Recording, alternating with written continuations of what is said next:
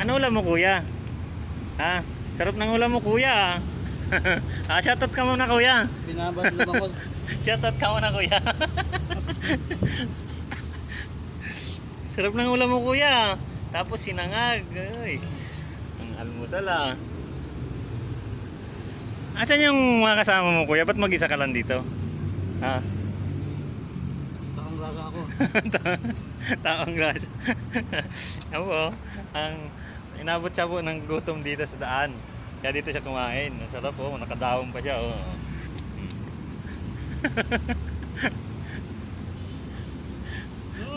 Mm.